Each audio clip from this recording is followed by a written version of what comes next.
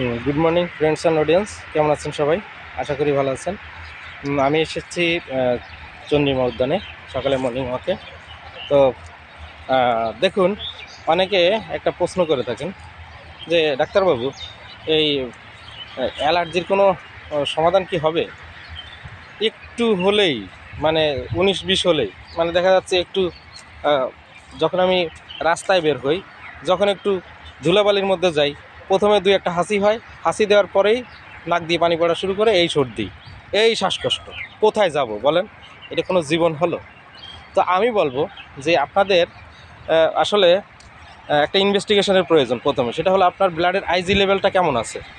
আপনার ব্লাডের IG level যদি বেশি হয়, তাহলে আপনি বুঝবেন যে আপনার বডিটা হাইলি সেন্সিটিভ, ধুলাবালি ময়লা এগুলো সহ্য করতে পারে না।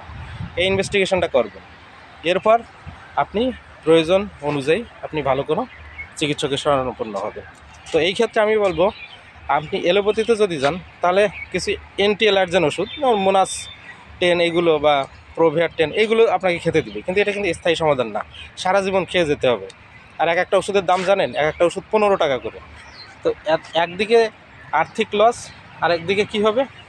শারীরিক কষ্ট। তাহলে এর থেকে সবথেকে ভালো একটা ছোটো পরামর্শ, সেটা হলো যে আপনি ভালো কোনো রেজিস্টার্ড হোমিওপ্যাথি ডাক্তারের পরামর্শ নিন। ঠিক আছে? ব্লাডের আইজি লেভেল কমানোর জন্য হোমিওপ্যাথিতে খুব সুন্দর সুন্দর মানে মেডিসিন আছেন। মেডিসিন, সেই মেডিসিনগুলো যদি সঠিকভাবে প্রপারলি ওই ডাক্তারবাবু দিতে পারেন, এটা একদম গোড়া থেকে, গভীর থেকে এটা ঠিক হয়ে যাবে। তো আপনারা সিদ্ধান্ত নেবেন কোনটা করবেন। তো আপনাদের সবার সুস্বাস্থ্য কামনা করি। ভালো থাকবেন, সুস্থ থাকবেন, মর্নিং ওয়াকে প্রতিদিন হাঁটবেন, শরীরের স্ট্যামিনা বাড়াবেন, হ্যাঁ, ভাইটাল ফোর্সকে আরও বেশি বাড়িয়ে নেবেন। তাহলে দেখবেন আপনার যে কোনো রোগ হোক না কেন, আপনি ফাইট করার ক্ষমতা আপনার থাকবে। তো সবাই ভালো থাকবেন, সুস্থ থাকবেন। আজকের মতো বিদায় নিচ্ছি। শুভ সকাল।